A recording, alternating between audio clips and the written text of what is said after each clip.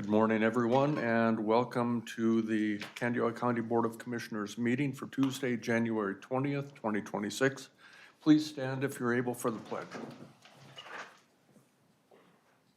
I pledge allegiance to the flag of the United States of America and to the republic for which it stands, one nation, under God, indivisible, with liberty and justice for all.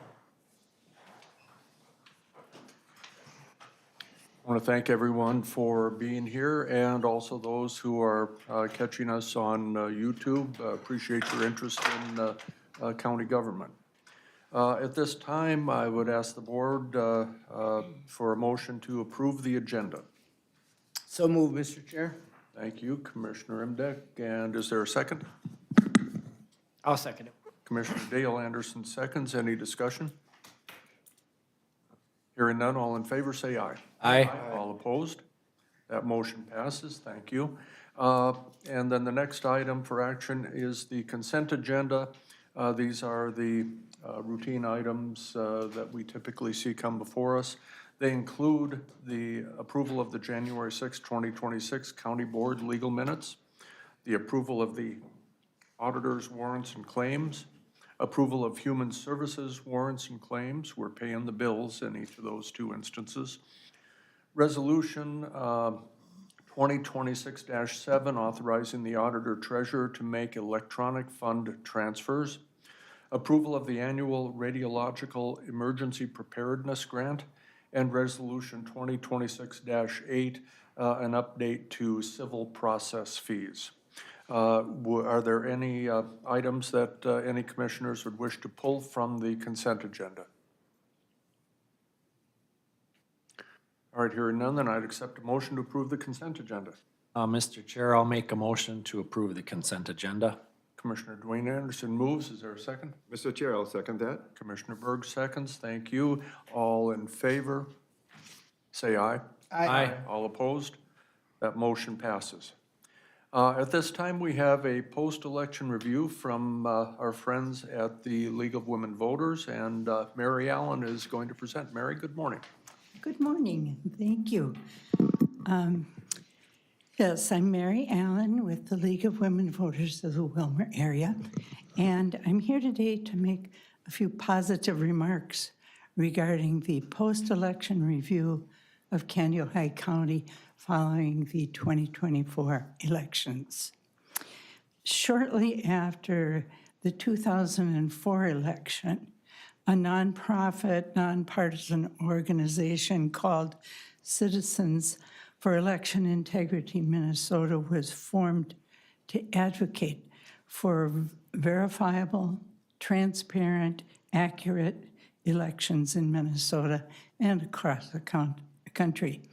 They closed down their organization after about 20 years of service, and now the League of Women Voters of Minnesota is humbled to lead and build on what their work was over those 20 years. So a post-election review, as I'm sure you know, takes place after every state election, and county canvassing boards randomly select precincts for those reviews. A party-balanced election judges hand count ballots in those precincts, and the results are compared to machine tabulation. Any differences are then investigated.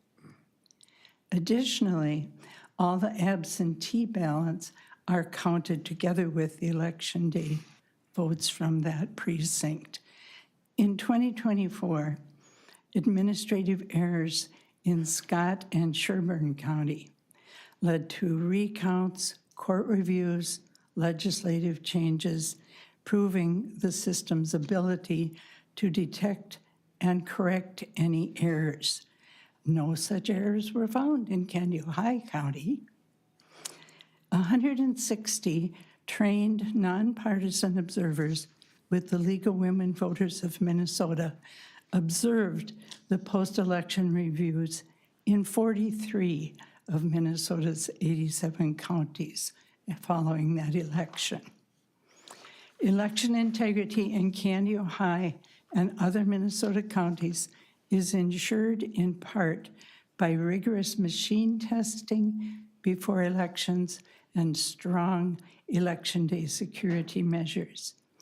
In addition, the handling of ballots and election equipment follow strict conditions.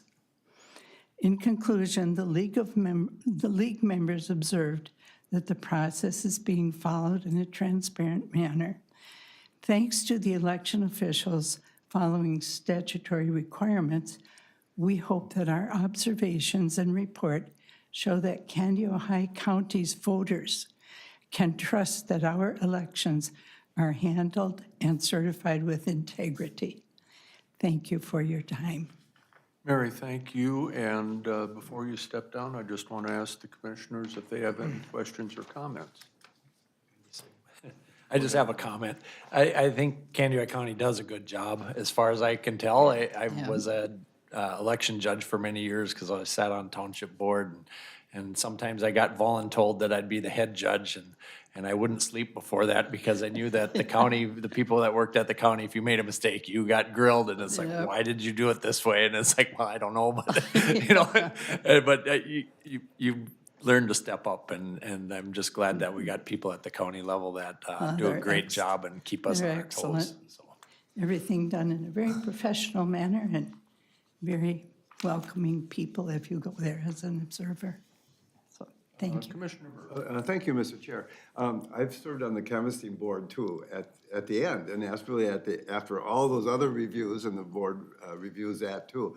I don't believe we ever had anybody from the public actually interested in sitting in on that final review, and I'm sure the League of Women, it's a public meeting, the League of Women voters would be welcome to attend. Well, as I'm sure you all know, the League is they're 100 and some years old, and their purpose from the beginning has always been to educate voters and to try and understand what all the processes are, and to just kind of keep an eye on how things work and encourage people to vote. So it's hard to get rid of us. Commissioner Imdeck. Yeah, thank you. Just a little clarification. Did I understand you to say that another entity since 2004 had been doing this review and now the League of Voters took it over within the last Yes, year or so? because the other entity dissolved and wanted to be finished. And when did with that their happen? husbands.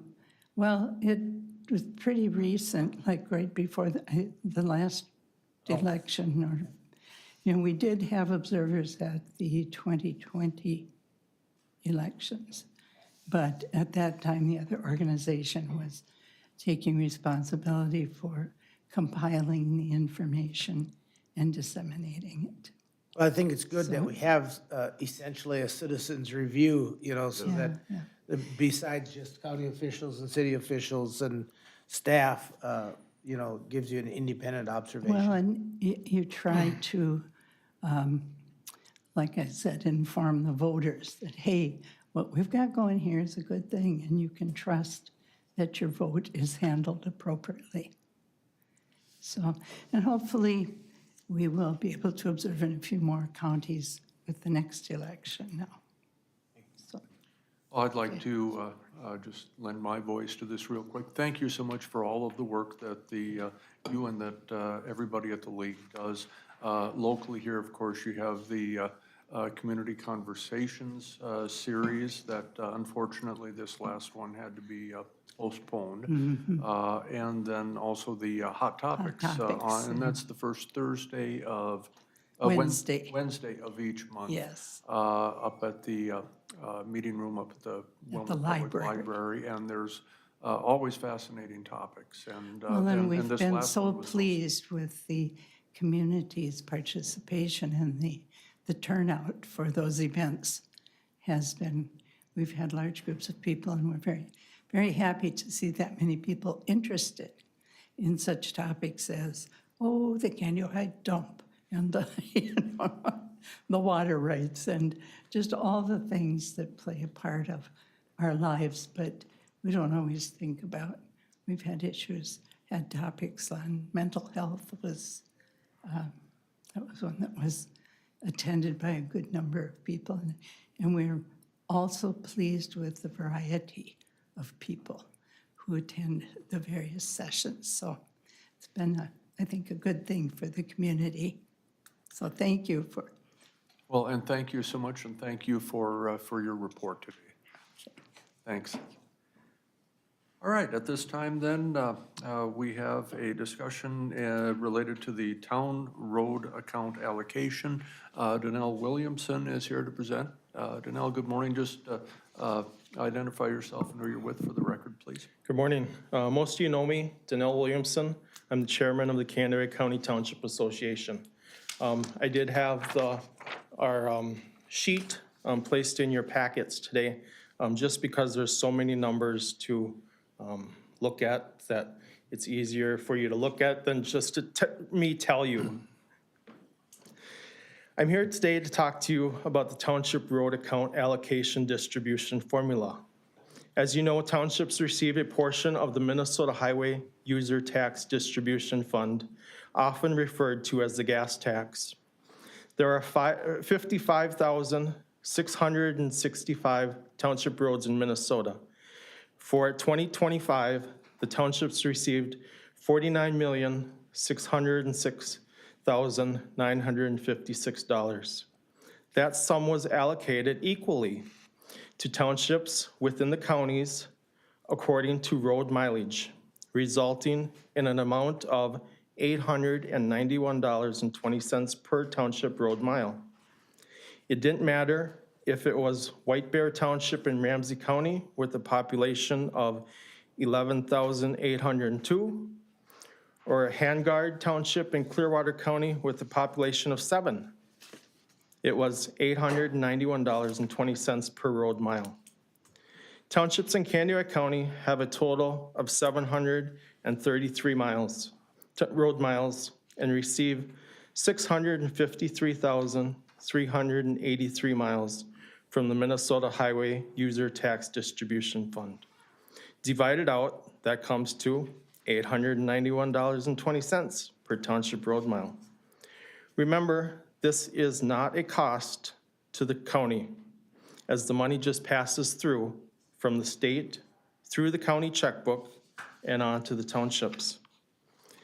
In 2010, the Candiac County Public Works Department, Candiac County Commissioners, and Township officers met at the Health and Human Services Building to discuss the allocation distribution formula. At that time, township officers voted to leave the formula at 40% population and 60% road miles. A year and a half ago, it was suggested by a few township officers to look at the allocation formula once again, since it had been 15 years that we had discussed the formula allocation. I met with Mel and Jeremy at the Candiac County Public Works Office back in February of 2025 to get the mileage for each township and the population so I could compile the formula sheet that you have before you today. After I completed the township road allocation formula sheet, I presented it to township officers at the annual meeting in March of 2025. Questions were asked and answered, giving each township time to go through the numbers and how it would affect them. Then in September of 2025, the Candiac County Township Association hosted their annual township road meeting. I brought up the formula sheet again. We had good discussion on what was fair and equitable to all townships in the county. We took a recommendation vote that night. 4 townships voted to leave at 40-60. 1 township voted for a 70-30 split, and 14 townships to use 100% road miles and not have population as a factor in the formula. 5 townships were not present. Just for fun, in 2010, there was 4 townships that also didn't participate in the vote. It just happened to be that it was the same townships. So why do we recommend not using population as a factor? Not all residents live on township roads. Some live on state highways, county roads, and private developments. Half to 2/3 of the roads in Dovry, 21 out of 34 miles, Green Lake, 25 out of 39 miles, Irving, 20 out of 34 miles, and Lake Andrew, 13 out of 28 miles, have true rural roads. So what do I consider a true rural road? Less than 4 resident houses per mile of road, a gravel surface, cropland or CRP on both sides of the road, much like the majority of less populated townships. New London Township is the only exception to this, where most of their roads are asphalt and are highly populated. With more population, these townships have a larger tax base in which to draw funds from. The township road allocation is a small percentage of the total township's road levy. It's not supposed to replace the levy, but help to reduce it. Townships have seen a 66.5% increase in the township road account allocation in just the past 10 years. As the total amount in allocation raises, the differences from the highest payment to the lowest payment gets larger. In 2011, the largest payment was $32,000 and the lowest payment was just under $9,000, a difference of $23,000 between the high and the low. In 2025, the largest payment was $63,000 and the lowest payment was $16,000, a difference of $47,000. Roads don't just stop at the edge of the township. It's a network of everyone, every township, county, and state working collectively to get the people to where they need to go. As I stated earlier, the township officers took a recommendation vote back in September because you as the county commissioners have to make the final decision as to what the allocation should be. We have tried it one way for a few years. Maybe it is time for change. 5 or so of these townships are giving up a little bit of money so that 19 others gain a little extra. Do not think of it as give and take. Think of it as more as what is fair, equitable for all townships in the county. Thank you, and I stand for your questions. Danelle, thank you. And are there any questions from any members of the board? Commissioner Imdek. Thank you. Danelle, thanks for that information. So do you know in 2010, you said that was the last time this was visited, right? Correct. Was it created in 2010 or was it created prior to that? It was created farther back than that, possibly 15 years before that was the breakdown of the 40/60. And who did you say did the review in 2010? It was a collective by the Public Works, county commissioners, and the townships. And what was the process like? I mean, did they sit down around the table and, So we were given 3 calculators? I'm dating myself because we were given 3 options at that time. I believe it was a 50-50, a 40-60, and a 70-30 split. So you were there? Yeah. Okay. And so do you recall how they landed on the 60-40? That's how it was before that. Okay. And at that time, we agreed to leave it the same, so. And what has really changed from 2010 to 2025? So the increase in the allocation has increased 66.5%. We went from a little over 300,000 up to over 600,000. So it's the spread is getting to be more and more. And at our September meeting, two of the larger townships, New London and Irving, both spoke in favor of the 100%. So they're willing to give a little.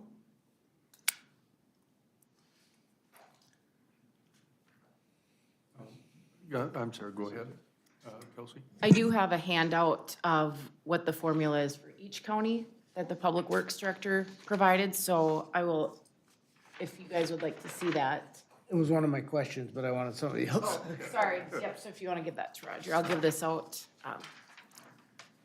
Any, Commissioner Berg? Thank you, Mr. Chair, and thank you, Administrator Baker. The question I had is, when does this take effect then? And do the townships already have their budget set for this year, right? So this is gonna take effect, impact their budgets then, the ones that, one way or the other? So our levy is, for the money that we get in 2026, is levied in 25, at the 25 March meeting. So we're kind of a year behind. So the money that we get through this gas allocation, road allocation, is money that was collected in 2025, paid in February, March of 26. Okay, so, Mr. Chair, if I could follow up. Yes.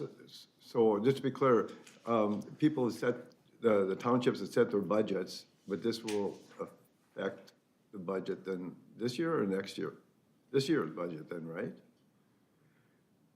Well, we can't change what money we're receiving, so. Oh, okay. So this will take effect then, if we approve this next budget year for the townships? I'm just thinking, if I was on a township, I'd be a little concerned about the impact on my budget. Yep. So this is money that the townships aren't sure what the amount will be, because it goes according to sales tax and stuff. Each year, so you Yep. just, you're guessing on your budget We- too, like we do we are, sometimes. we are. Okay, okay. Thank you. Commissioner Dale Anderson. So after I got this sheet, so there's, all the townships, except for a couple of them, are at some percentages. Correct. So I guess it makes me wonder why we're going to that 100%. And I know you tried to explain that, but why didn't all these other counties go to a different, I mean, I'm just, everybody is about the same, so Yep. it's just weird that we're gonna go to 100%. So in the state statutes, if the county boards do not make a decision, it reverts to a 50-50 split. If the county doesn't make a decision, I feel that's not good on the county's part. So I would say a lot of the ones that say 50-50 throughout the state, the county has not done their, county or townships has not done their due diligence on deciding that, so. And just looking at this sheet that Kelsey just passed out, Chippewa, for example, has a 95-5 Okay, yep. split. But that's as much of an outlier as what we would be talking about here in this instance.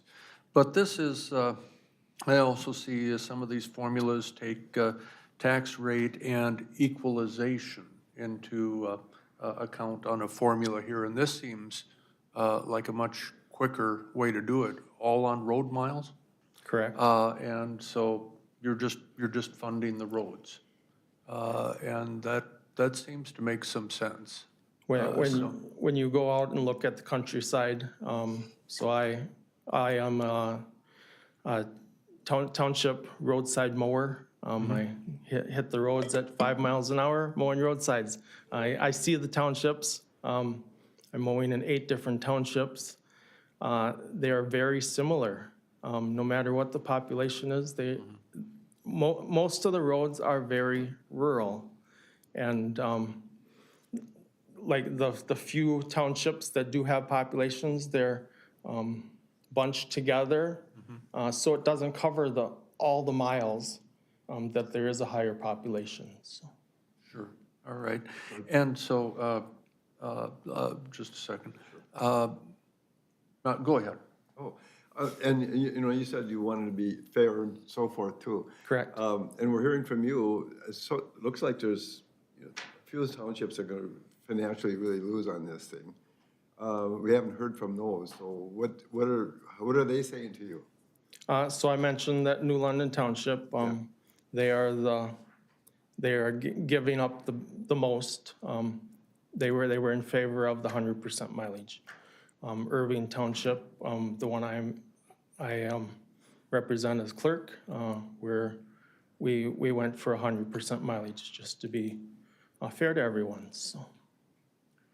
And so I'll ask Mel, if I may, any comments? And when are we, do you know when we're going to see this? And maybe that's a Kelsey question, at the board? You'll see at the first meeting in February. Okay. Well, we'll do our, our allocation. I think, you know, this is a pass-through for the county board. I think what, you know, the townships meet and recommend, something like what you see, and I think the county board just, you know, you represent everybody, and so, it's just how you feel the constituents of the county, are being treated, you know? Yeah, that's probably about it. I mean, it's a pass-through for us. All right. Commissioner Dwayne Anderson. Yeah, so I was kind of surprised by this, but at the same time, you guys get together and you meet, and if you came up with this, I'd be supporting of it because, you know, I don't know if I agree with it or not, but I don't like to go against township people. I think sometimes the township officers and township boards feel like they're getting stepped on, not being recognized, so, you know, I think we'll leave it to you guys, or in my opinion, for me. And we're working with our own levies and our own roads, so we know what's out there. Yep, yep. Commissioner Dale Anderson. Well, I just wanted to say, you know, I've only had one phone call on this, and I guess my concern is if people really did have concern with this, I wish they would have called. Because, you know, we can only go by what we hear or what our gut is telling us and where we're at. So I wish if people really had concerns about this, they would have called. And I only got one phone call, and that was from my local township. So, Okay. So that's the only reason that I don't have a lot of concerns with this, because otherwise people would have called. You know, I always say if people have concerns, they need to call us as commissioners. So I'm hoping this is the case, that nobody has concerns. And as chairman of the county association, I'm representing them in the fairest manner I feel, so. All right, Commissioner Imdag. Thanks. So as I look through this sheet, it looks like, I don't know if it's a third, maybe about that, does it in a 50-50 matter, and I think I heard you say they just are apathetic about it, and so they don't address it. And that may or may not be. And Kenny Oikau at 60-40 is more fair than that if we're basing it more on mileage and on population. And I wasn't in the room, you were, and I don't know, it was a long time ago, the last time it was reviewed, but when you go into these townships that have the higher population, there are gonna be higher demands. It's not just about road ditch mowing, it's about changing that road to, from gravel to pavement, or resurfacing the pavement because of more traffic. I'm thinking of the road, the township road that goes from our County Road 9 to US 71, comes out at Hillcrest. That thing's got two 90-degree curves in it that someday somebody's gonna say, hey, we need to take those curves out of there. And you know, because of not just the residents, everybody uses that road to go out to the landfill. Yep, And yep. so, I think the 60-40 has been working. I don't, especially the 95%, I would have a hard time supporting that. Because you do have differences in heavier, we're doing a project in London Township right now, we're helping them through an LRIP, and I know that's not levy dollars, not these dollars, but the demands are greater there because of traffic, just sheer volume. Yep, I agree with you. The traffic is different too. On a gravel road, you typically have farms, you have semis, which the roads were not built for semi-traffic. No matter if it's muddy or springtime, we get a little reprieve, but we have larger tractors, some tracks. When you turn with the tracks, they really tear up the gravel roads. On a typical residential road, your largest piece of equipment is probably a garbage truck that typically goes on a regular basis. This past summer, we had tremendous rains. I know County 20 washed out in Lake Elizabeth Township. So there's a lot more washouts. Typically in the wintertime, we deal with excess snow, where in a residential area, you wouldn't be pushing them back with bulldozers and that, where out in the rural area, you have to just to get through. So there's some other costs that aren't typically thought of that the rural folks have also. Commissioner Umdeck and then Commissioner. Yeah, and I don't know if it's fair for me to ask you this, but I think Bill would know. Are these funds out of the highway user tax distribution formula?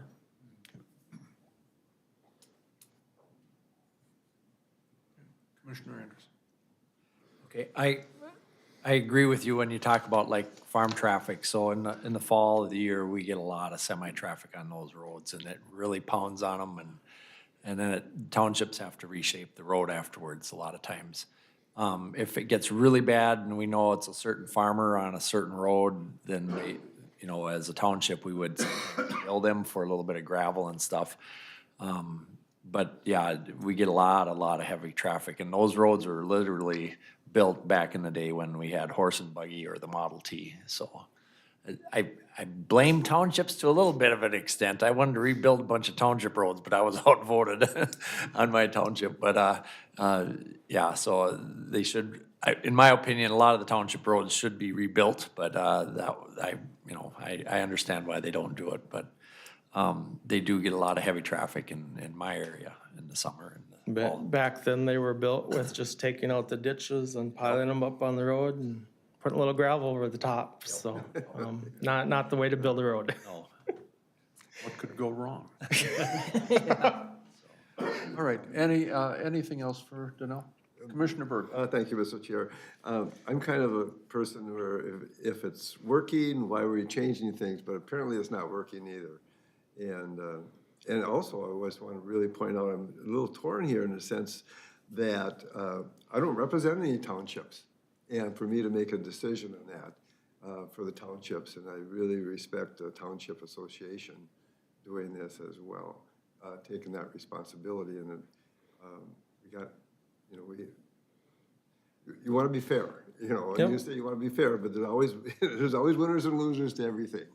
And since it was working, people were okay, but apparently we weren't okay with it, otherwise it wouldn't have came out then. We've just been talking about for some time. We saw a problem and we researched it and came up with a better solution, we feel. And it wasn't just a one-meeting decision. We took our time figuring out the numbers, so. When you say we, is that the Township Association, or did you have others? The Township Association, so at our March meeting, all the township officers are invited. At our fall road meeting, all townships are invited, so. Well, I didn't, you were talking about the 2010 review, and that included a more diverse group than just the township, right? Yep. 2010 one? Correct. So at the 2010, it wasn't brought up from the township. It was brought up by the Public Works and as a collective at that time. So. All right. Anything else for Danell? Well, thank you for the heads up on this and Thank you. for the great explanations. And I come away from this with a better understanding, so I appreciate you being Okay. here today. Thank you. I'm available if you have questions afterwards too, so. That sounds fair enough. Thank Thank you you. so much. All right, at this time, we have several items from Public Works Director Mel Odens. And Mel, you got a couple resolutions for us to deal with Yep, today. Mr. Chair, members of the board, I do. I've got, the first one is, actually, I've got, the first one is a sponsoring agency for the Eagle Lake Trail rehabilitation that we're going to be doing. It's a project that we've submitted for 2030 funds. And what they need is to make sure that we continue to sponsor a trail that we built in 2013.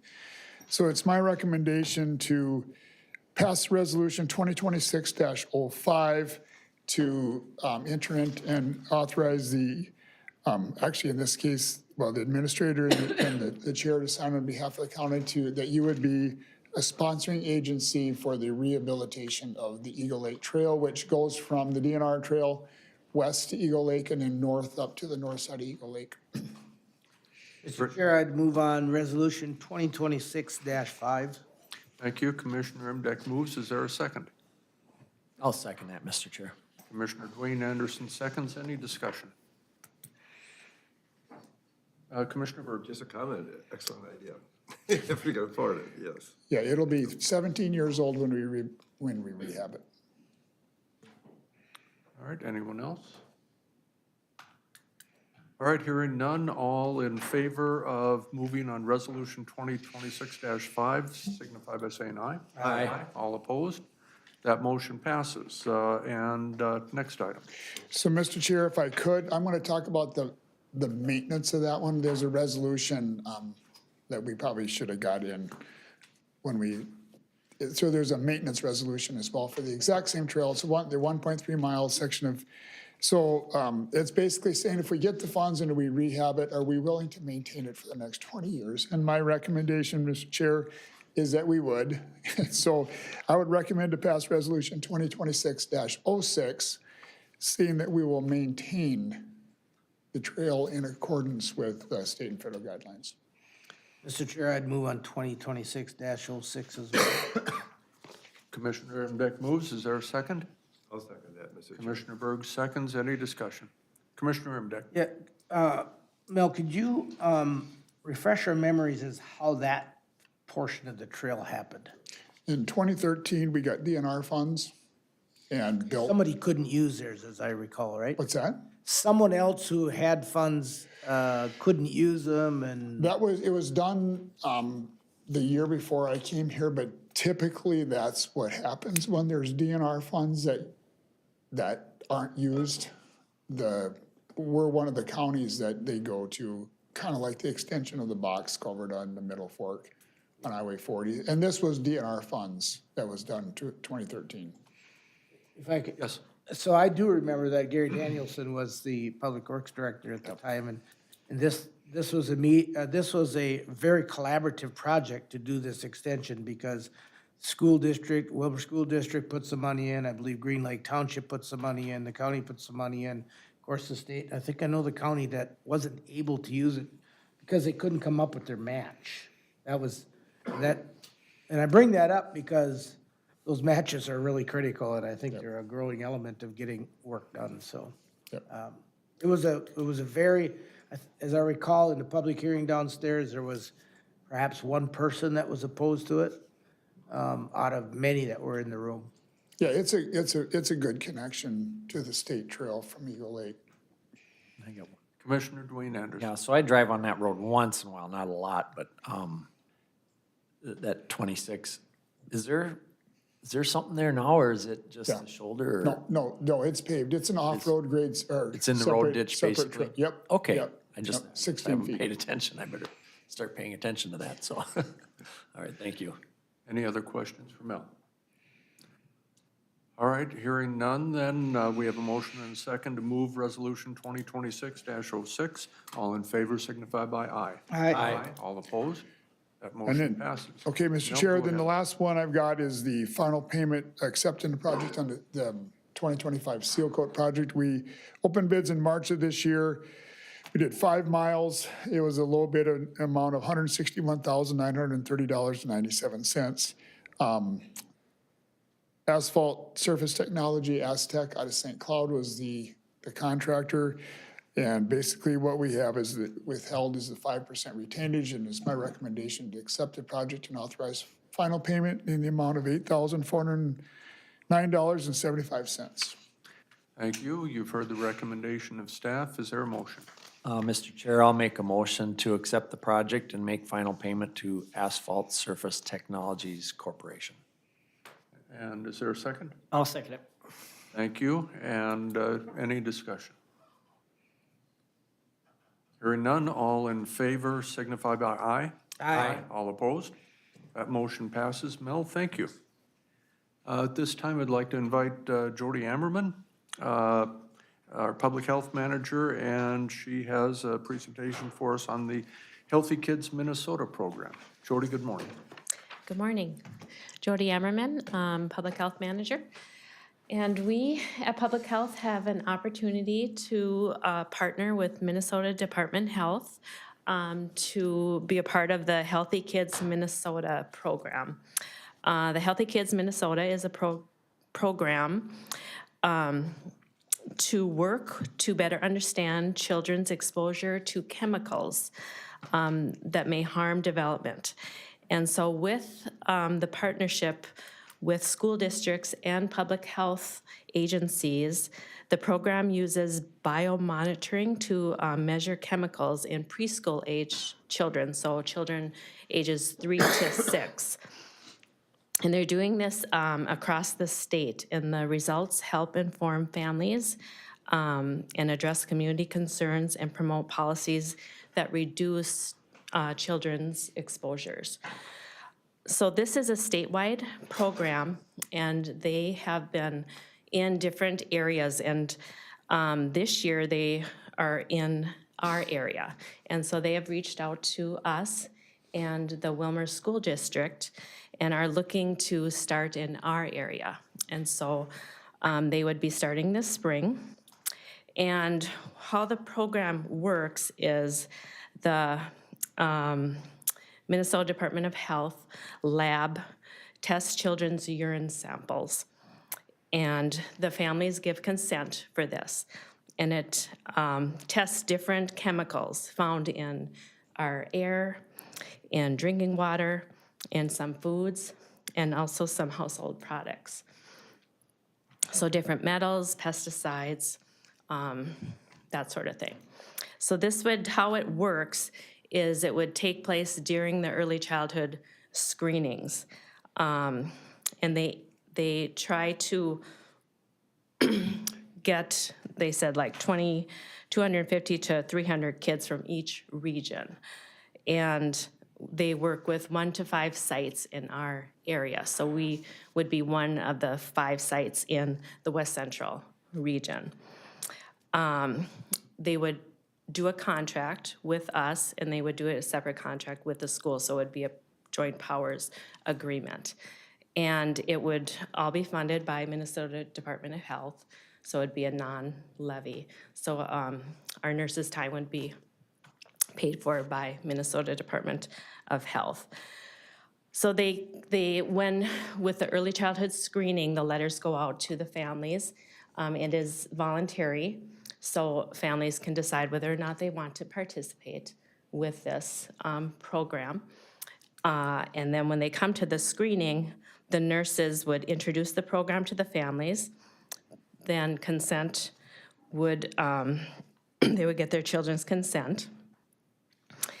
And they would administer a short survey, explain the program. The parents then would help the children collect the urine sample, and then they would get a $40 gift card, Visa gift card, and then they also provide a free well test kit too for the families. And they've had good participation for this program. Horizon Public Health just did it, and they had good results with that partnership. So right now, we would just like to seek approval to move ahead with the process, to sign, to go forward with the joint powers agreement, and move forward with this. All right, thank you, Jody. Are there any questions? Commissioner Anderson? Yeah, so my question is, so that, you know, it's kind of a neat thing that, you know, some people may say it's too invasive, but, you know, it's voluntary. And then they get a $40 gift card, which is kind of nice. Do the parents or the families that participate in this, do they get the results back then for their kids, or is there? They nothing? do. They do, okay, Yes. so that'd be Yeah, another so they benefit get- then. Yes, Okay, that'd be absolutely. nice to know. Commissioner Burke? Thank you, Mr. Chair. Just to kind of follow up on this, I've been reading about the program in the paper, and I was kind of wondering, I wonder if Candido County will be involved in this or not. It sounds like a pretty good deal. From what I see, is there any downsides to not be involved in this? I No. wouldn't see where there would be a No, I downside. wouldn't think so. So, Mr. Chair, I'd like to make a motion that we support participation in this program. Thank you. Is there a second? I'll second that, Mr. Chair. Commissioner Dwayne Anderson seconds. Discussion. Commissioner Imbeck? Thank you, Mr. Chair. Public health is what we do. So Yes. I think it's a good thing too, but I'm curious, are we gonna be the managing jurisdiction then, for this program? Or is it gonna be joint between the school districts and the county? And then about how much investment by staff are we gonna have in this endeavor? Sure, so it'd be a separate joint contract with the school. MDH, Minnesota Department of Health, would have a separate joint contract with the school, a separate contract with us. Our staff time, so the early childhood screening is twice a month, so it'd be 2 days a month. I would have 5 of our nurses that would be trained. We'd have 1 training day. And then it would be half of a day. I would have each nurse work a half a day a month for 2 days. So it'd be 2 full days nursing time. So So it's it'd not be gonna, 16 hours of nursing time. it's not gonna require any extra staffing or anything? You'll be able to do it No. with the staff? No, it would, yeah, we would be able to sustain that. And just to clarify, then, I think what I'm hearing is that this is going to happen at concurrent to Already, pre-screening that you're already doing. We are not involved with the Oh, early childhood screening right now. Well, we do in Princeburg, we do with CMCS screening, but this will be in Wilmer. So, okay. yes, yeah. And it'll be for 6 to 7 months. So we would train for a day in March, and then we would start this in April, and we would go through October. So it's a short period, and then they will move to another area. Commissioner Dale Anderson? Just a comment. You answered my question, Dwayne asked, so, but I think the big thing is, this is what I guess I hear about is, well, we got all these things that are getting into our food and into our water and everything. So I think it'll be a great way to see, really what is out there. And then maybe it can be a follow-up thing of what are we gonna do about it then? Because you're gonna have some results and Yes. some good data, I think, by going through this. So I hope at the end of this, we can get a report or something so that we can maybe follow up and do something about what you're gonna find. And maybe we can't do anything, but it's just good to know what's out there, so if there is something we can do, we at least have an avenue of starting to look at it. Absolutely. And that's, yes, why they're doing that. And I've met with Minnesota Department of Health, and they say if they find something that is very dangerous, they do inform the families, right away and work with them and educate them and look into what they found and why they found that in the child's Great. sample. Thank One you. more question. Commissioner Imbeck? And this topic has come up at One Watershed, One Plan, actually. Lead pipes from the street into the house, is that gonna be, I didn't see lead in here? Well, metals, I suppose, if it comes from that. Yes, but- metals. Yeah, drinking water. Yeah. So would it, would they be able to identify the source of that? In other words, will they connect that child with the address? Yes, yes, they will. Yeah, and one of the things, I don't know, arsenic is one of the things that they've found. And then manganese too is one of the things that they have been finding in children. Yeah, I understand arsenic is naturally occurring in water, but In our- levels are, yes, is what the yes. concern is. In our lakes. All right, thank you. Anybody else? All right, we have a motion and a second to approve the recommendation of staff to participate in the Healthy Kids Minnesota program. All in favor signify by aye. Aye. All opposed? That motion passes. Jody, thank you so much, and we look thank you. forward to seeing the results down the road. Okay. We will Thank take you. a 10-minute recess. Can't let Andy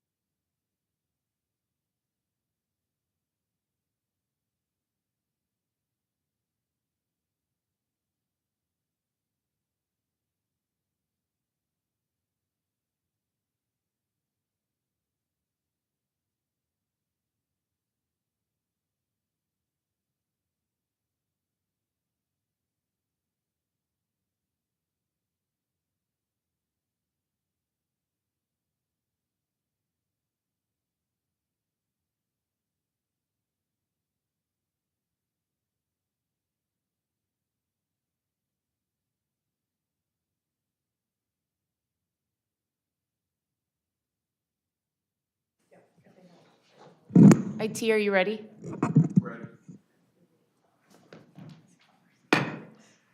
We're reconvening the Candiota County Board of Commissioners. At this time, I'll request Andrew Thorson, our Facility Maintenance Director, to come up and give the 2025 Facilities Maintenance Department review. Andy, good morning. Good morning, Mr. Chair and members of the board. Andy Thorson, Facilities Director for the county. I'm here today to present my annual department presentation. So this first slide, that'll show the makeup of our department, myself, 3 supervisors, and their technicians and workers. We do clean and maintain 500,000 square feet of facilities, 40 acres of green space, acres of parking lots, and quite a mile or so of sidewalks.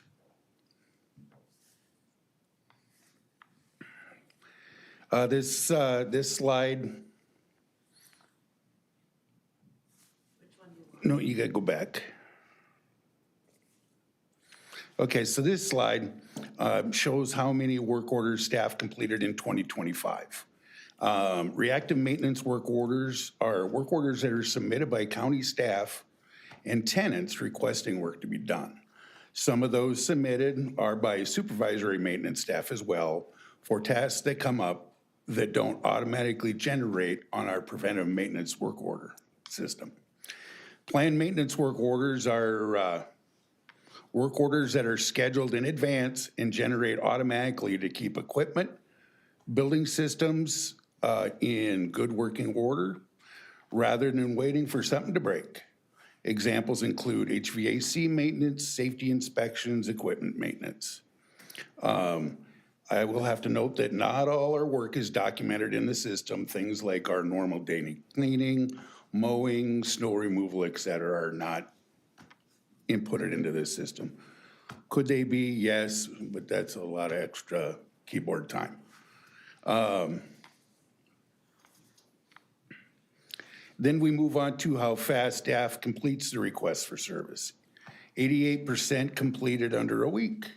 We're in the top 20% of 954 other government maintenance staffs that also use the software that we use.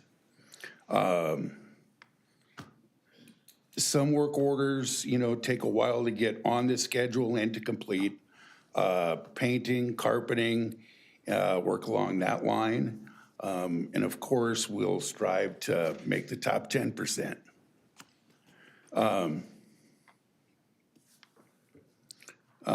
Work orders per staff. This metric gives us a direct comparison of maintenance staff's productivity compared to peer institutions. But once again, not all our work is documented in the system. This is just the average count. Preventive maintenance versus requested work orders. This graph shows how successful we have been at transitioning from a reactive to a proactive mindset, and it indicates how much of our resources are dedicated to preventive maintenance versus reactive maintenance. As more time is invested into preventive maintenance, we should see a decrease in reactive work, an increase in cycle times, and an improved learning environment. Once again, we would strive to make the top 10%, but now we're in the top 20 against our peers. This slide shows the percentage of preventive maintenance work orders and how it grows on a yearly basis, which should reduce the number of reactive maintenance work orders in the future. So last year, I can't see the number from here because it's too small, but you can see last year compared to this year, and I expect next year it to be even greater.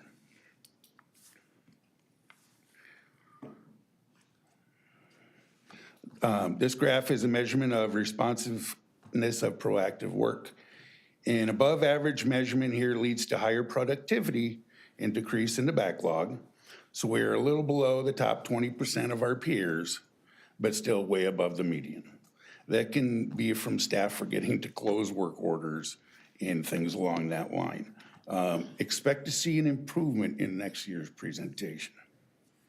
And then we move on to the capital improvements review for 2025.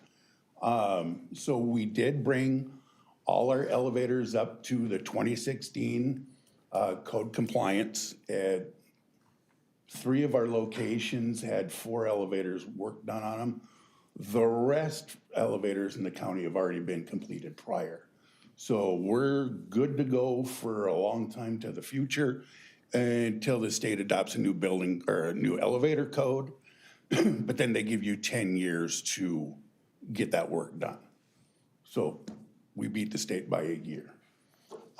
We had HVAC projects of all types, 5 different locations, Public Works building, county office building, library, law enforcement, boilers, heat pumps, furnaces, pumps and motors for a total of $314,000. We had 1 roof replacement of the garage here at the Health and Human Services building for $31,000. So our total capital outlay for 2025 was $836,351 and no cents. 2026, we don't have a lot of projects, but they're big dollar projects. We have the courthouse and library electrical switchgear project. This is original 1964 electrical switchgear. You cannot get parts for it anymore. Yes, What is a switchgear? it's your, it's your main power that comes in. So you'll have one gigantic, let's say breaker, but it's usually big. And then you'll have other gigantic breakers which provide power to other breaker panels. So it's like a big gigantic breaker panel.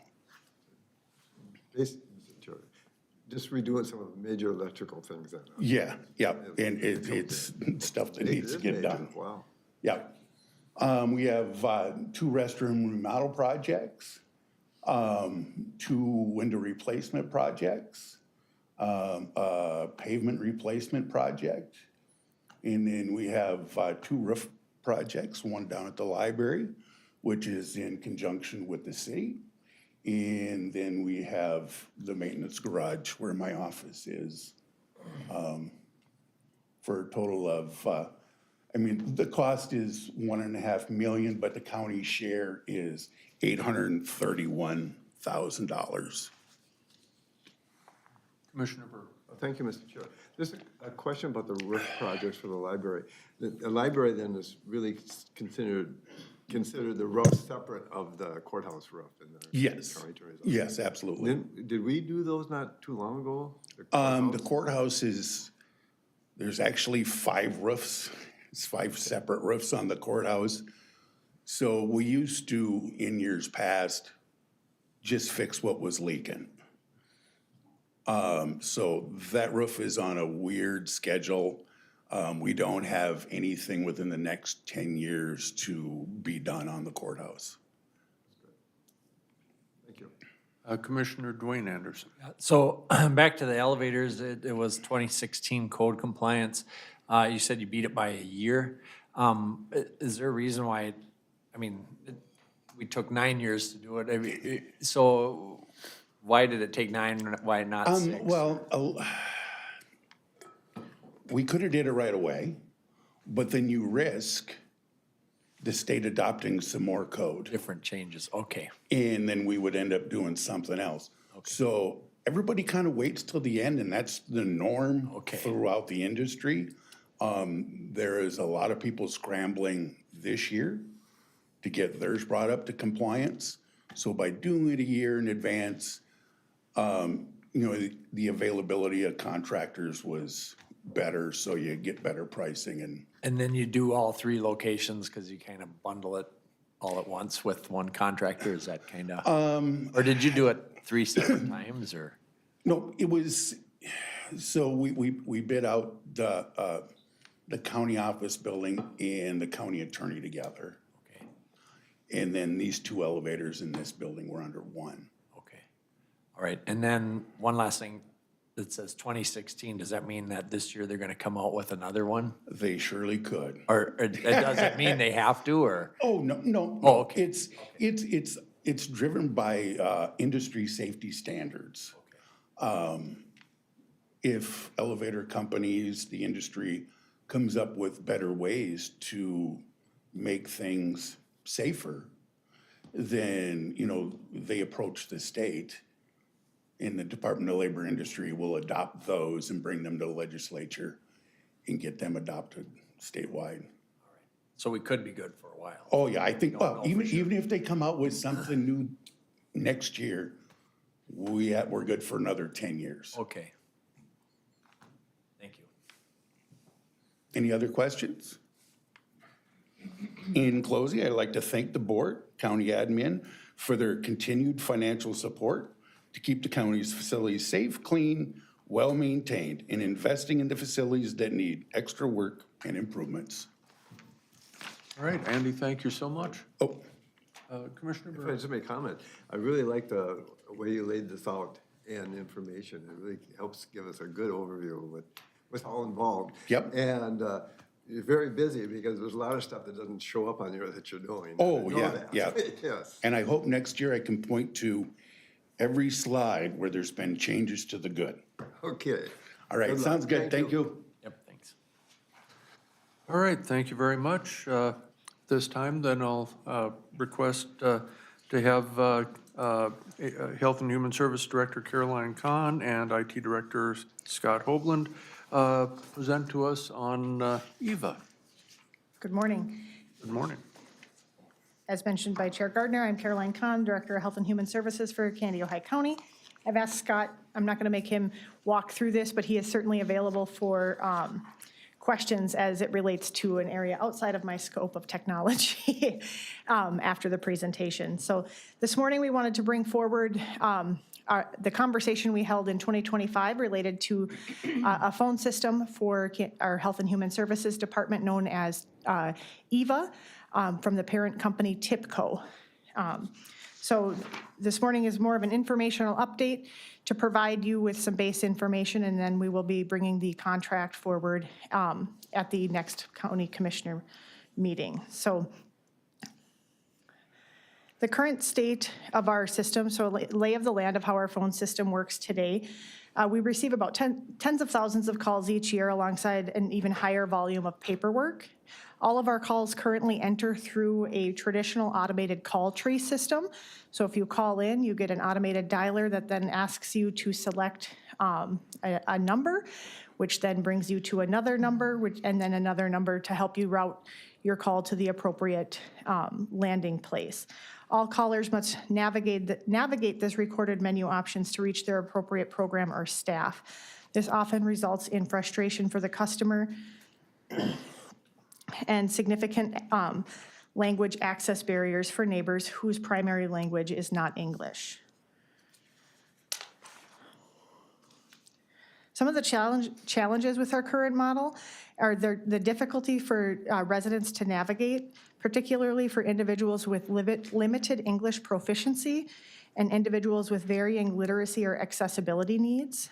Some of these are also inefficient for staff and increase misdirect calls or call transfers or call drops, handling upset customers due to the call system, possibly navigating them incorrectly and or creating a longer lag time, and then repeat contacts with individuals reaching out for service. We have addressed this numerous times throughout my tenure with Candy, Ohio County. Scott has indicated that it's typically on a system about once every 6 months, we revisit the phone system trying to seek opportunities for improvements and to enhance different processes in which to provide a better phone process. And then another barrier or challenge is that the support is only available during staffed hours, which are typical business hours for the county. So why this matters is that it impacts timely access to services for our neighbors. This can have significant implications given the current and future expectations and upcoming penalties that are associated with the HR1. I don't want it to be framed, though, that this decision is only based off of the upcoming implications of HR 1. It is something that we have been navigating and assessing prior to HR 1, but timely access or benefits as we navigate the future state of our expectations. It also creates avoidable frustration for our residents and our staff and limits our availability to provide equitable and responsive service delivery. So we'd like to introduce you to Eva, an AI phone assistant. Eva is designed specifically for county health and human services service programs. She can be available 24/7, 365 days of the year. She can answer common questions in real time, route callers directly to the appropriate staff or team member, be available to help resource navigation for community members seeking supports like housing or food access, and provide timely access to other community supports. Another benefit of Eva is she can provide immediate first language access to many of the most commonly used languages in Candy, Ojai County. So when calling in, if you begin to speak to Eva in, say, Spanish, she will automatically pivot over to speaking Spanish in response to the caller. Another benefit another enhancement from Eva is Eva Interview. This opportunity gathers client data and helps complete applications on behalf of the client and the staff. This also affords the opportunity for rights and responsibilities, which is a process in which our financial assistance team goes through about a 15-minute experience with our applicants to inform them of their rights and their responsibilities within their financial assistance application. This process takes about 15 minutes per caller if delivered in English. If we use an interpreter, it does increase that time as well because we have to delay or repeat the information twice. We also are required to capture verbal signatures for this process, and Eva can help ensure compliance and accuracy in that process for our auditing purposes. Another benefit of Eva Interview is it provides transcription generation, which is something we do not have today, which will help provide better experiences for our customers because we can go into the portal and see what their experience was with Eva as well as with our staff, providing greater accountability and learning enhancements for our team. And we can also have the benefit of seeing what people are calling us for. We also can create customizable interactions. So under Eva Interview, we anticipate that this could create a staff capacity of about 30 hours per month, just in being able to help transition that interview rights and responsibilities portion from staff experience to an Eva-supported platform, which would greatly increase our staff capacity during the time. So what happens when you call Eva? When you would call into our number, you would be greeted by a customizable message that would be created by us and clearly and honestly informs the caller that they are communicating with Eva, an AI-powered assistant here to help. Eva asks smart questions to help callers understand what they need, like information about benefits, paperwork, or interviews, and connects callers to the right help. She can help text application links to clients, guide callers through forms and basic questions, share details provided by callers with the right team members so that callers no longer need to repeat themselves, and then connect callers with community resources even after hours. One benefit is a lot of our clients are working individuals amid typical business hours. Those are the typical times that we are available to take their calls. So they no longer have to take time out of their day and away from work to call and leave an interview or leave information. They can call and leave that with Eva and go through that process at, say, 7 p.m. or 2 a.m., whatever works most conveniently for them. And then it can be processed and delivered to the staff the next day for completion. Every call helps Eva continue to learn and improve, and can be reviewed by staff for accuracy and training as she continues to grow her ability to serve residents. Our hope is that the impacts will create a more seamless and accessible experience for residents, improve the timely access to services, and reduce reliance on live interpretation, helping lower overall translation costs to the county as well. The supports to staff will help collect basic intake and interview, again, 24/7, and then capturing client updates. So if a client moves, they can call and leave an updated address with Eva and be able to have that update seamlessly transition into their case with their worker. Assisting with documentations of rights and responsibilities, again, in the preferred language of the client.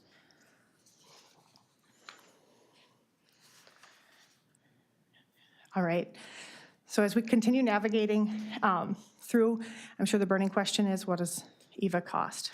For transparency, providing a 2-year contract window. When we went through the work session, we did propose an additional platform of more of that opportunity for policy where we could type in and then it would help answer questions. At this time, we felt it most beneficial to just start with 2 products that we thought would be the most impactful to the way that we work today, and we can further evaluate that other module in the future. But for deployability, maximum efficiency, and greatest impact to the way that we're working today and what we need to accomplish, our recommendation would be to look at Eva Phone and Eva Interview at this time. So with the 37 licenses, that would include financial assistance and our child support team for Eva Interview, and then the Eva Phone total. It would also be staff's recommendation coming forward to explore the enhancement of pre-purchasing for 2 years to maximize our utilization of federal participation or FFP reimbursement. We anticipate and know that that will be reducing at the end of 2026 from 50% to 25%. So in order to maximize the reimbursement at this time, if we prepay for the 2-year contract ahead of time, we can ensure maximum reimbursement on this investment. So our next step would be to begin working in partnership with our IT department as well as TIPCO, the parent company for Eva, and project managers to develop our portal and platform. This rollout takes about 12 weeks to begin creating the full deployment for Candy, Ojai County. We will be able to tell Eva what we want her to source to. So it's not this open, like generative AI where she makes things up. She only can tell you what you tell her she can tell clients. So we have that control. She won't start making things, false facts up. We can tell her what to source from. And if there's an update from DHS or DCYF, we can put that in and she can immediately start sourcing from it and utilizing that information to help informing clients. So recently, we've been receiving a lot of information because the news gets ahead of the news that we have sometimes. And if we can start informing clients once they're calling in and putting things on the front end, we can help create a better experience for our callers and informing them with the accurate information from us through Eva and in a more timely fashion. Eva can handle up to 1,000 calls at one time. We certainly cannot. So we can help increase access to information and resources for our community in a timely manner. And then as well as moving forward to help introduce Eva to our community and our partners, and then as well as training staff. So now we have time for questions. Caroline, thank you for this. And if I remember from when this was first presented to us last year, this is a module or two related to some software that we're already using, correct? Or am I thinking of something else? You're thinking of something else. This would be a different enhancement to another technology system that allows us to work differently with what we have. So the intent of Eva is not to streamline staff out. The intent of Eva is to streamline the ability to not ask for additional staff in the future and allow the staff that we have today to work more efficiently and create capacity within the space that we have. I believe it was at your AMC conference in December where the presentation said, it's not time to do more with less, it's time to do different with less. And so really looking and embracing that to say, hey, you know, we understand the capacities and the constraints that we have moving forward, and how can we challenge ourselves to do different with what we have to maximize space. And we wouldn't be first adopters on this. We would not. There are other counties within Minnesota already using this. I Correct. believe, is it Stearns and Olmsted? Olmsted and a handful of other counties that are in the process of introducing EVA to their communities as well. But currently Stearns has been an early adopter, and it has been proven to be a positive impact to their workflow so far. They've also taken the lead on creating other modernization processes that can further enhance the ability for the EVA system to work within our other systems as well. Then I assume we'll be doing some data collection, tracking, that type of thing to determine on a data-driven basis. Correct. Exactly what those positive impacts may be, and if there's anything else that you might want to add to this in the future. Correct. Right now, we have no ability to gather any data from our phone system other than a call log by strict numbers. It doesn't tell us any information about what that call comes in requesting. It's numerical is the best maybe way to put it, and time-based. So it allows us further information to further develop and enhance our overall data system as well. Okay. Commissioner Dale Anderson and then Commissioner Burton. Well, maybe just a comment. You know, when you showed us this the other, in 2005, which was really interesting. 25. I mean, it really is something that I think we can't hardly be without coming into the future, because we do have language barrier, and we don't have enough ability to answer them phone calls that come in, and there's nothing more frustrating to me than getting put on hold or having that phone ring when I need to really talk to somebody about something that I'm trying to get done. So I can't even imagine how these people are feeling when they're trying to call in numerous times and maybe not getting through. So the fact that it can handle the number of phone calls that it can do, and the ability to do the things that I've seen in the presentation that you did, I mean, it's really a no-brainer, and the cost isn't one person even. So, you know, we'd probably have to hire 2, 3 people to do the ability of what this would do, maybe even more than that. So, yeah, it's a lot of money, but it still is a very cheap investment, I think, for what it can handle. So I want to thank you for digging into this more. Thank you. Commissioner Burton. Thank you, Mr. Chair. Very good comments. I'm kind of excited about this to see how it turns out. And just to be clear on a couple of things, all the phone calls come in will be handled by this. If it's just an inquiry about the hours or whatever of business, and In increments, we'll work with Scott's teams to phase that in. but you, yeah, Eventually, that was the goal. our phone, our 231-7800 phone number will roll to EVA first. So there And then will have be- the back end of the phone's tree system. So if for some reason that fails, we have that backup. So, right, okay, and eventually, all the calls. So that's going to eliminate, push this button if you want such and such, or you just get a call and you get somebody.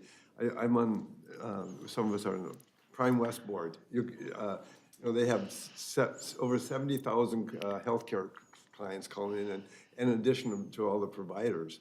And they answer the phone within, and they don't use this system. I don't know how they do some of these places, but that's the kind of service we want here. And it's going to help everybody. So it can handle multiple calls at one time then. Up to 1,000 calls at one time. Wow. And also multiple interviews at one time. Correct. And after hours at one And time. after hours. I think another benefit is if someone's calling in to, say, dispatch to look for resource navigation after hours, because that's a number they know that they can call for support and services. Dispatch could do a warm handoff to EVA over time to say, hey, EVA's available. She can help you navigate some resources and maybe help decrease some dependence on our dispatch system as well. That's a hope of mine, to grow to that in the future so that people can get the resources and supports that they need, but also create some space in another compressed area. Mr. Chair, just follow. Can EVA then, the other way around, make referrals right away or hand off to dispatch for somebody with their permission? I'd have to Does EVA clarify. stay on the line at all to make sure these handoffs are completed? I see Scott nodding his Yeah, head. yeah, yeah. I can't see Yeah. that, so. He gets into the, So I like, want to alert you to that. yeah. Okay. I was going to say I'll follow up with you and get you the correct answer. You're welcome to join me. So, Commissioner Dwayne Anderson. Thank you. I think most of my answers have, or questions have been answered, but, so, when you implement this, will the other system go away? Or is it still gonna be kinda operating at the, it's just at this this number? is where my partner that comes it- into town. Okay, No, we don't intend for this to completely replace what we've got. We've got a system that's working, maybe not as perfect as we want, and we will probably revisit that again as well. But no, this will be the front end.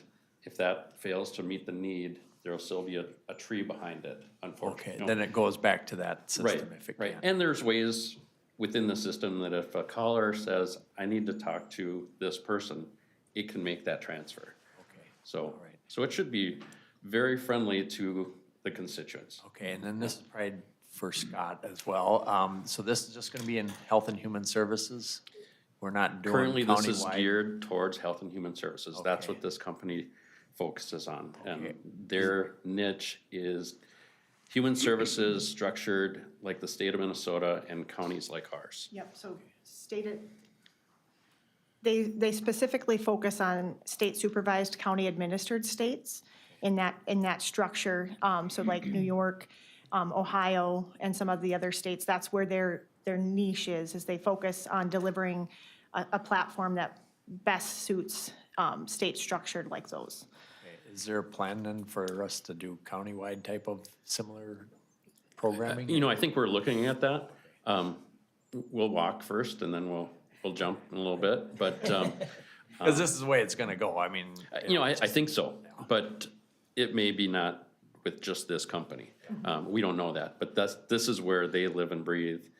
This is why we're focusing there. And we have changes coming with our technology and our telecommunications that have to play into this, so, yes. Commissioner Imdak. Thank you. So how long has Eva been, and I too, I think, I'm excited about this, it seems like a fairly minimal cost, but I've got a couple of questions anyway in terms of how new is Eva? You know, has it been around a few years or is it still in the beta stage? I believe Stearns County has been with them over a year. Yeah, right, and they were not early on. And Yeah, they've been New- doing this in other states State, for New quite a York. while. That's Yeah, the question. New York has been, We are not Yeah. beta testing Okay. for Yeah. them, we are beta testing for us. Sure. And- Right. And we're gonna, you know, I think they're very confident in what they're doing. Yeah. Which is nice, we were just talking about that onboarding time. They've got a process that really looks, as a good pace for us to move forward. That was one of my questions, is how long is the onboarding? so it takes about 12 weeks for their development, but we can go as fast as we want to. So their development process with their project manager is a 12-week process, where they heavily work with myself and Scott and their project manager to design this for Candy, Ojai County. Prior to our work session, they began that process. I already have a little fake number that we can call, and it will do a little bit of Candy, Ojai County sourcing that they provided, so we could do a live demonstration during our work session. It's not perfect, but it gave you guys the gist, because they didn't spend all the hours sourcing it perfectly. But if we wanted to only roll out certain portions at certain times, we have that flexibility to kind of self-direct if we say we wanted to do this over a longer period of time. I believe Stearns put it at the back end of their phone system to gather more information on their calls before they brought it to the front end, and that's something that I would take Scott's direction and guidance from, because that would be more his alleyway. In working with his counterparts at Stearns to evaluate the benefits of that longer period or a faster crawl. So Eva's been around for a while, they must have had some sort of measure of what other counties are experiencing in terms of efficiencies. I haven't seen that, but it seems like we should be able to capture efficiencies. You mentioned especially translation. There won't be as much time in translation. I'd be disappointed if we didn't have some savings, not only once we're onboarded, but even going forward to your point of not having to hire more people if the workload gets bigger. But until we have to do that, there should almost be some savings where staff can be redirected to other work or something. Are you anticipating that, or did you try to estimate that? Yes, we tried to estimate that based off our workflow, and that's where we got kind of that 30 hours of time spent per month just on reading the rights and responsibilities based off of our application flow from our financial assistance workers, as well as the time, we have an FTE a day dedicated to answering the phones through that call tree system. So we could look at possibly redeploying the scope of work assigned to that personnel because that work will be shifted. Eva our TIPCO has provided some information based off of the efficiencies they've seen in, say, New York, and they anticipate like 30% of workload savings from the phone system. I'd have to pull that up, and I can get that for you. It was in my work session presentation. I'm just trying to remember which PowerPoint slide it was on. But they do have some of those metrics. We were just trying to bring those back to a Candy-Ojai County perspective because we're not the same size as like Syracuse, New York, or some of their larger populations. But I would anticipate those to be very comparable from a scope impact too. So that. Well, I'm trying to put it in the context in which I can understand. I'm going to use our robotic vacuum cleaner that we have out at our place of business. So my wife is trying to retire, or at least cut back on the amount of work. She does all the cleaning. So I said, well, we could buy a robotic vacuum cleaner to replace half of what you do because she thinks the deep cleaning is still going to be necessary. But it is a savings, so we're not going to be paying Judy as much. And I'm hoping that, with this, we also will have some savings in addition to future savings. And sounds like 1 FTE is about what you're talking about, on. Well, I would think, we kind of get stuck into thinking of this as our phone answering system. And there will be some savings there, most definitely. But I think we're really gonna see clear savings is when it's doing these interviews and reading these things back to clients in their native language, that now our staff person can be doing something completely different, unassociated. That's a win. And we're paying translators right now, aren't we? Correct. Yeah, Yep. so that should be another financial Yep. benefit. I think what's going to be hard to gauge or just add a complexity to it is the increased demand or increase of frequency that we're also experiencing at the same time. So what was once a year will now become twice a year and shift from a state perspective. So we're having a bit of a turning point, for lack of a better, or a fork in the road where the demands on our workers are also skyrocketing while we're creating a lever that helps decrease that. So it will be up to us to help find a way to measure that, because the savings might be unrealized because we won't have to add to make that possible. Right, but we should be able to have some measurement, because those go into effect in 2027, and so this is gonna be onboarded, as I understand it, in about 3 months. So we should have about a half a year to be able to, depending on when we act, to have some good measurements. Thank you. All right, Commissioner Byrd. Well, thank you, Mr. Chair. Just going back to EVA, and EVA is all over. And EVA is an acronym for, what's it, you know what it is for? No. I don't have it in front of me. It's just not a program for Health and Human Services or counties or whatever. It's all over. I know I had experience with airlines, and I tried to get some answers from EVA. Bad experience. And it answered, oh, this is EVA. I'm going, this is EVA? That's the same thing we're talking about. So, but it's also, it's my understanding when we had that meeting with them that since EVA for counties doing this, it is still pretty new because for each state is so different, and Minnesota is only one of 10 states that have this kind of health and human services. So there is, I thought they did say this was kind of a beta thing with Stearns County and them starting at first for these kind of services, but I'm totally behind this, don't get me wrong, but it is gonna be a learning curve, and I think they're gonna be learning off this as well. Right, you know, I don't know that the technology is necessarily a beta, right? Yeah. That part of it, getting used to Minnesota regulations. Yep. We are fortunate to have Olmsted and Stearns ahead of us, Yes. right? All right, very good. Thank you for your presentation, and look forward to hearing more in the future. Thank you. Thank you so much. I've got a request for a 5-minute recess.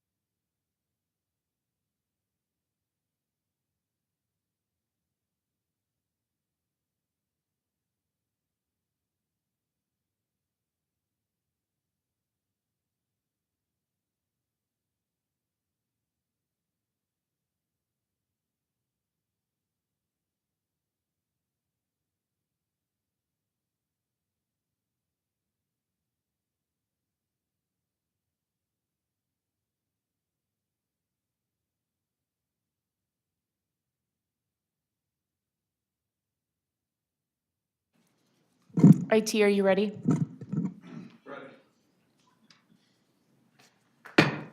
The Candido County Board of Commissioners is back from recess, and a request to have County Administrator Kelsey Baker introduce the next topic, which is considering approval of a resolution to support authority to impose a local sales tax to fund specific capital improvement projects. I could have shortened that by a lot. Kelsey, go ahead. Good morning, Commissioners. Kelsey Baker, Candido County Administrator. Before you today is a resolution, as the board chair said, to impose a local option sales tax. This resolution would support the county's request to the Minnesota legislature to impose a 0.5 local option sale, local option sales tax. By doing this preserves the flexibility. It does not obligate the county to levy the tax, issue bonds, or move forward with any of the potential projects that we have been discussing. As part of the evaluation for our long-term facility plans, we have identified 2 capital projects that would include the Justice Center and then the Health and Human Services Building Potential Government Center. This would provide countywide regional benefit, improve public access, safety, and service delivery, and represent reasonable stewardships of taxpayer resources. For the new Justice Center, it would consolidate justice-related services into a single secure campus. One of the reasons for looking at this project, our number one priority was safety and security. This would improve public access and operational efficiencies. Again, enhance safety for the public, staff, and individuals. Reduce inmate transportation, staffing demands, and long-term operational costs, and serve as a regional role supporting court functions within Candido County and beyond Candido County.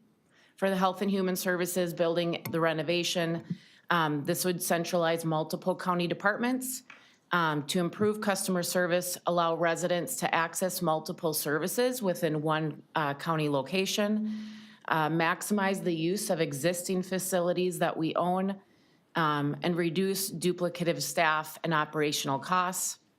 And then with a long-term plan towards moving towards a consolidated government center model. The timing of this is the first step. To request for local option sales tax authority, this must be submitted by January 31st, 2026 to be considered in the upcoming legislative session. Again, if the board were to take action on this, it does, this is just a financial opportunity as an option that the county could use, but it doesn't tie our hands to doing any of these potential projects. Like I said, it doesn't commit the county to either project.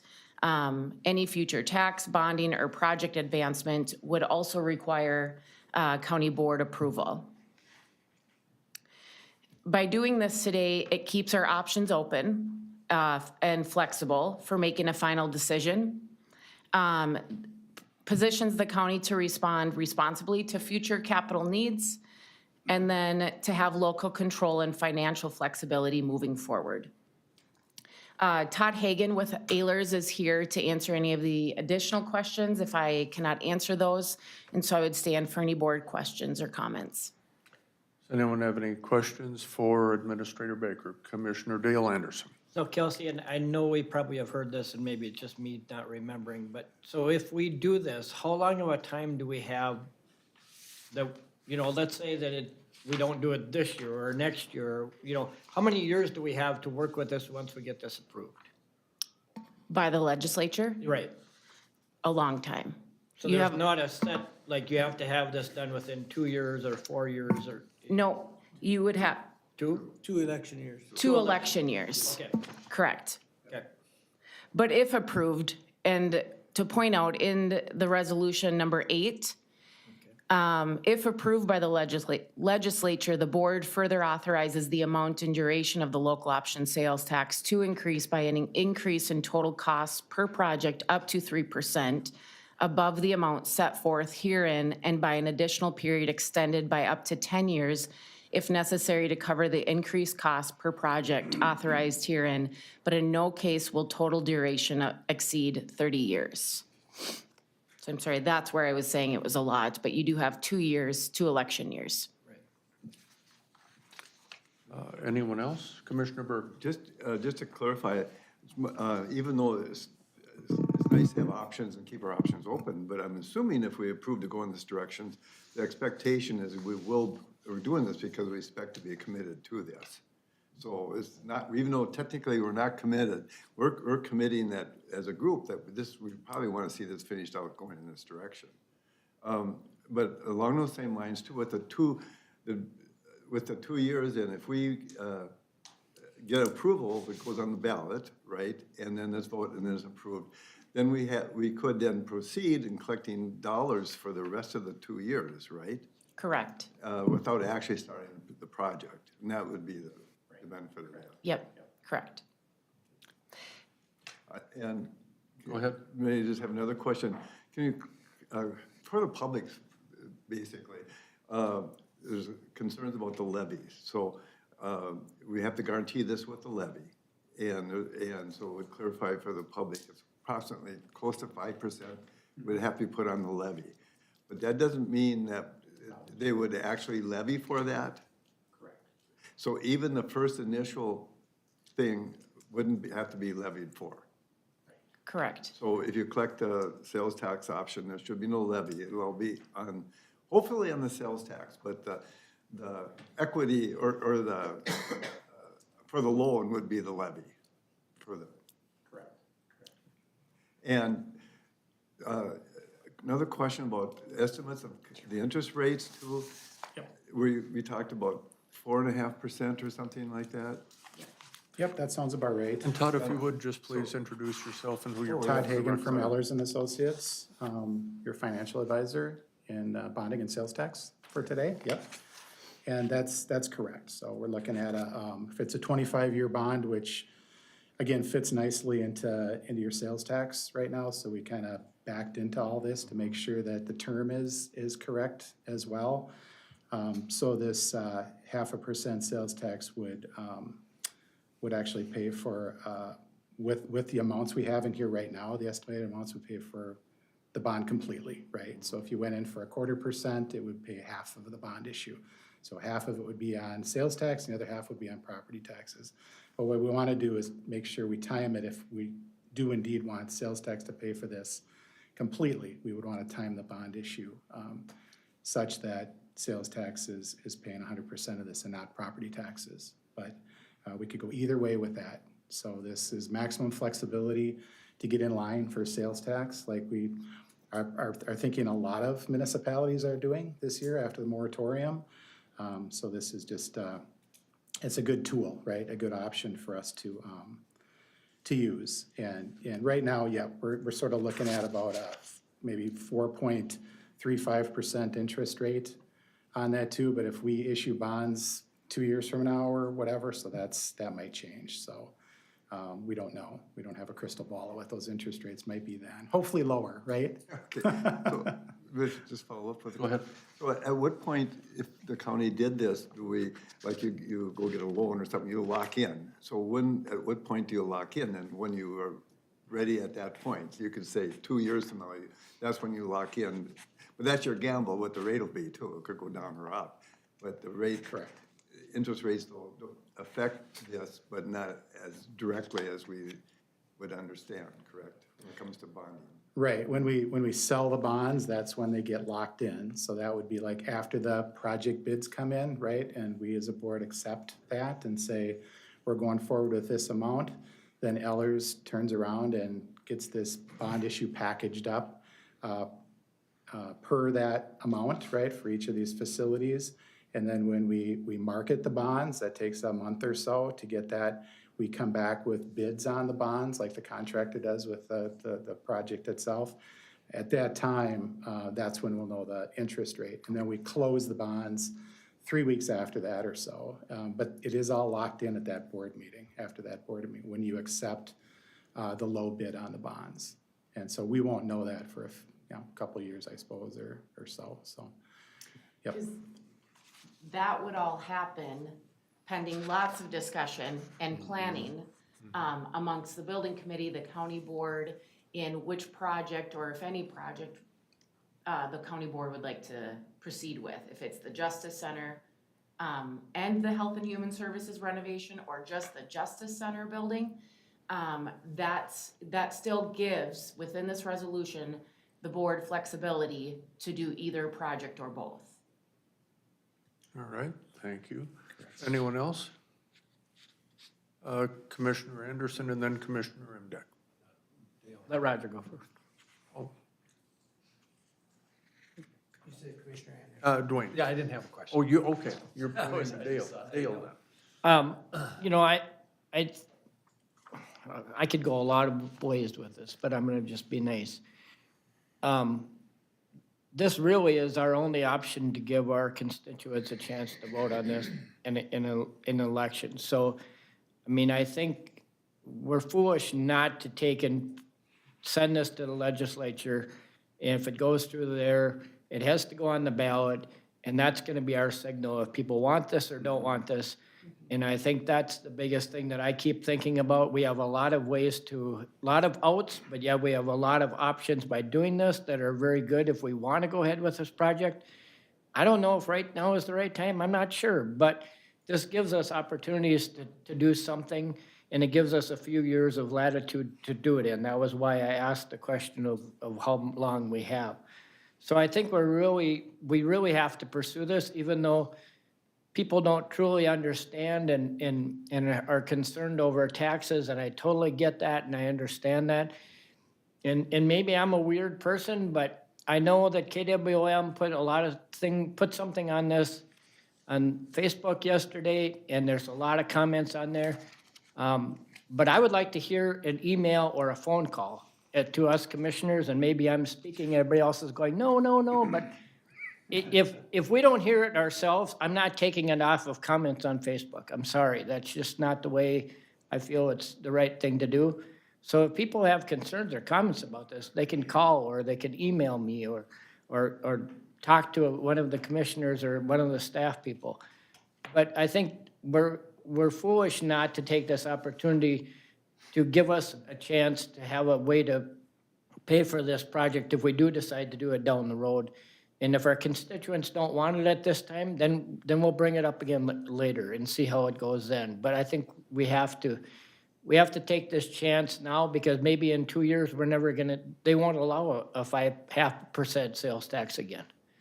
So I think that's our opportunity to take now when we know it maybe is there, and that gives us a chance to give us some time, and yet a chance for our constituents to vote on it also. And I'm going to piggyback on that just a little bit. This would, by going through this process, this will then also give us an opportunity to lay out the case for exactly why it is that we want to do this. And I think there's a lot of out-of-hand dismissing of the idea that we should even be talking about this without even thinking about what the possible reasons might be why we think this is a good idea. And it's not, when I say we, this is the board, but it's also staff, it's also public safety, the court systems, all of the different reasons why this is something that our building committee has talked about and why we're considering pursuing this now. And if folks will actually take some time to listen to the rationale, then they can come to their own decision. But don't just dismiss the idea or are even considering this today just because tax is bad. So, Commissioner Imdeck. Thank you, Mr. Chair. So, following up a little bit on what Commissioner Dale Anderson started to say, I'm not quite clear on what an election year is. I know this year is. Would the next election year be the next calendar year, or would it be 2028?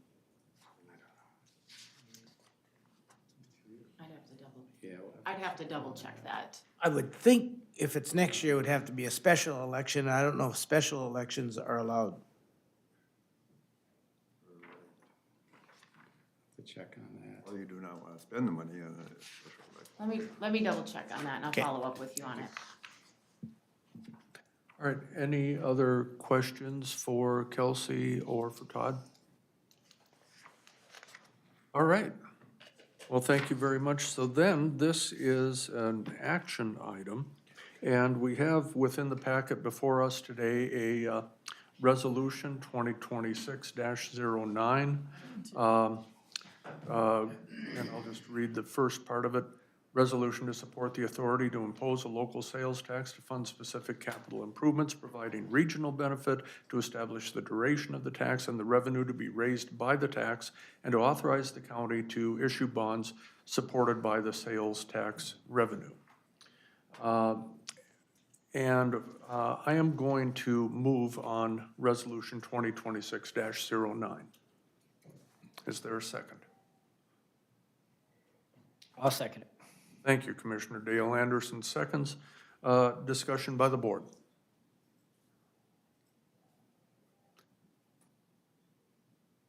Anyone? All right, then, hearing no discussion, we will move to a vote. All in favor of Resolution 2026-09, say aye. Aye. Aye. All opposed? Aye. Aye. Roll call. Commissioner Dale Anderson. Aye. Commissioner Dwayne Anderson. Aye. Chair votes aye. Commissioner Berg Nay. and Commissioner Imdag. Nay. 3 ayes, 2 nays, the resolution passes. Thank you.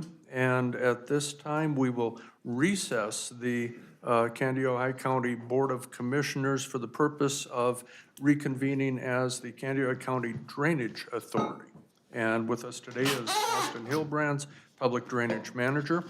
And Austin, you've got several different items for us here. Yes, good morning, Mr. Chair, board members. Austin Hillbrand, your drainage manager. Yes, first thing would be to approve the Drainage Authority meeting minutes from December 19th, 2025 for County Ditch 7 redetermination of benefits hearing. You've heard the recommendation of staff to approve the request to approve the Drainage Authority meeting minutes of the 19th of December. Is there a motion? Also move.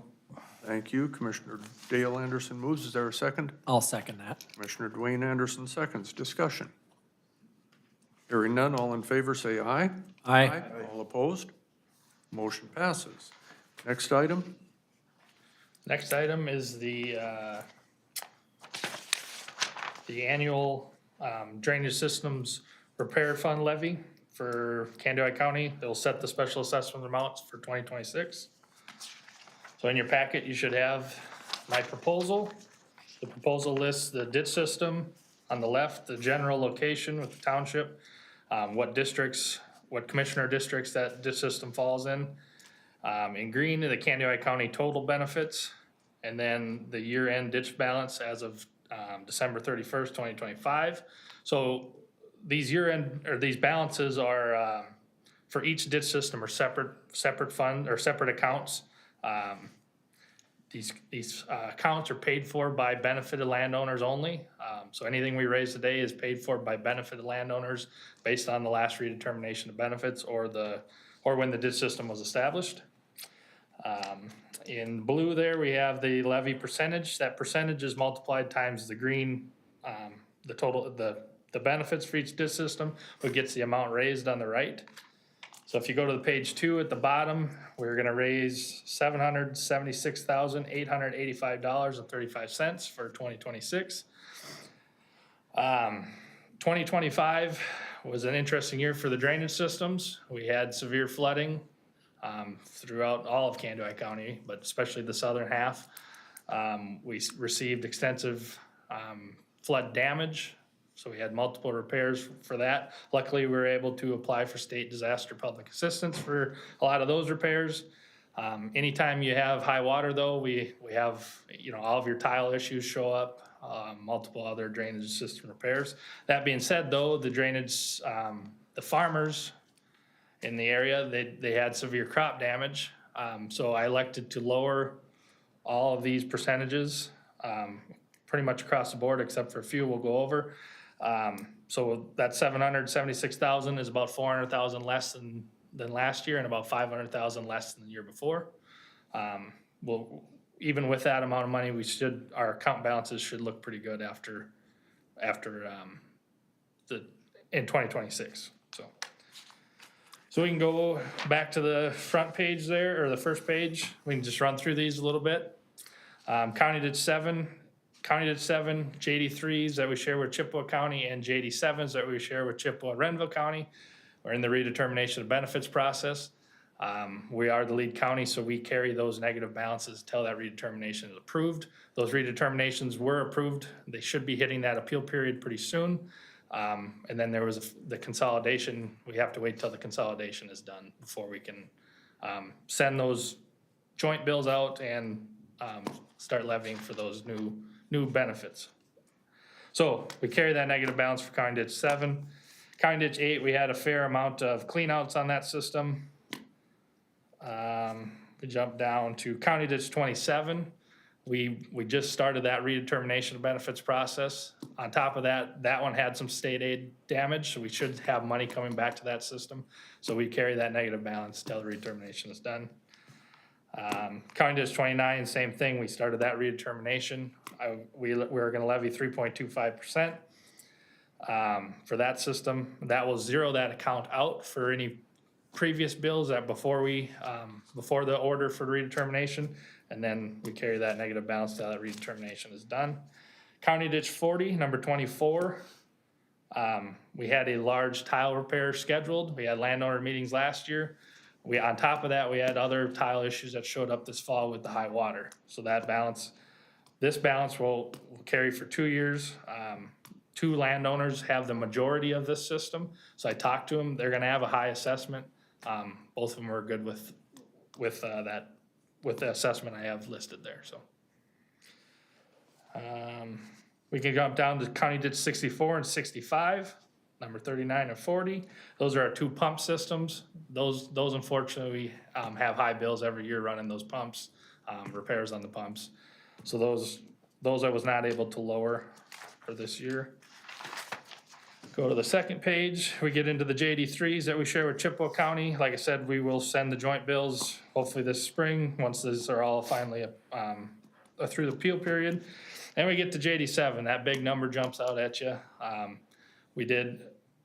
There is roughly, the redetermination cost around $248,000 for that joint system.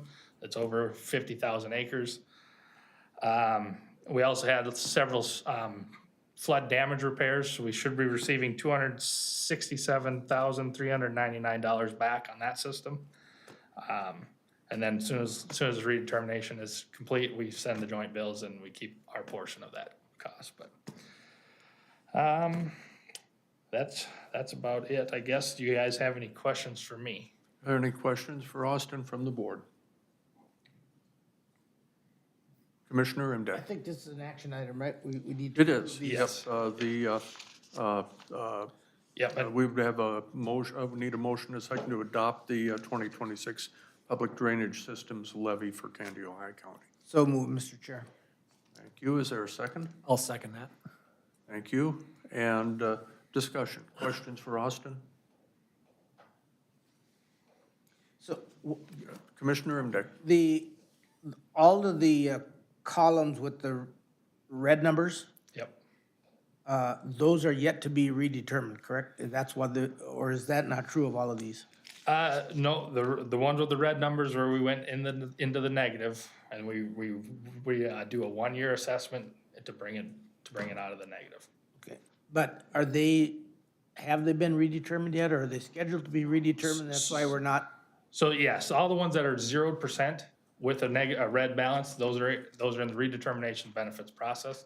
So most of those JD3s have been approved, and they should be hitting the appeal period this week. Okay. We do still have to wait till that consolidation is done before we can start assessing Well, and the that new benefits. And that makes sense too, so Yes. that when you have the new assessment, that you spread it out over the new people, yes, yep.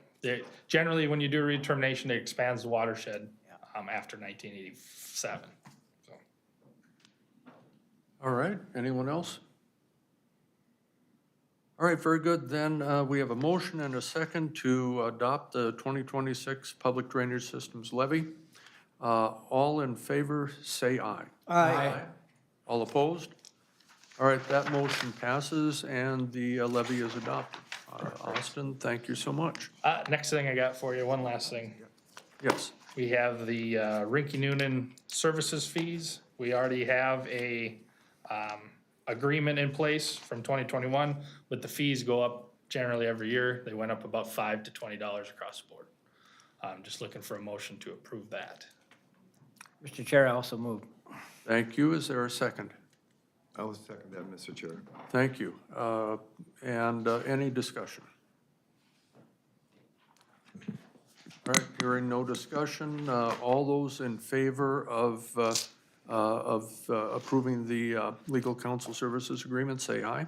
Aye. All opposed? That motion passes. Now, thank you. Thank you, guys. All right, and then at this time, we will